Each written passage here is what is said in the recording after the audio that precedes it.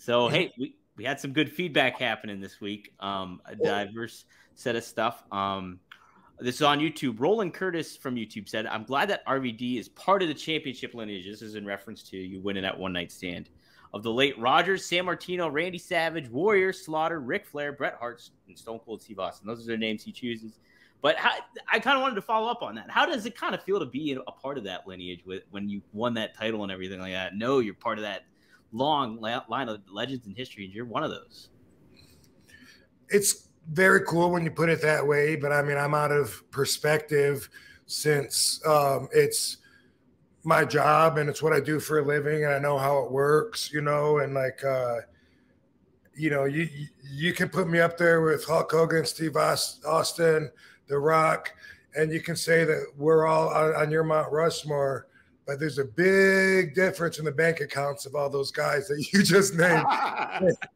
And on the business end of it, I mean, I can't help but look at it that way, at least partially. You know what I mean?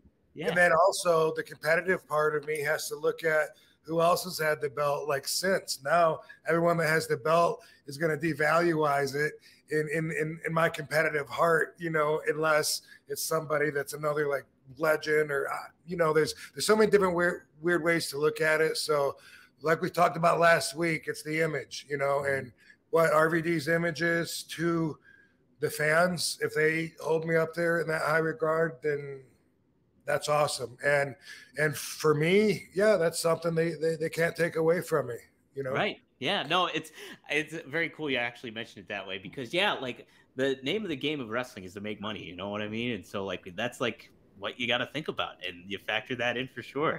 So it's very neat to have that perspective. Yeah, fans don't think of it that way. They just, hey, I mean, I get asked this vague question so many times. Would you ever go to AEW?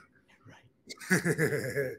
Like, is that the whole sentence? You know what I mean? Yeah, there's a little bit more to that. Needs to be there.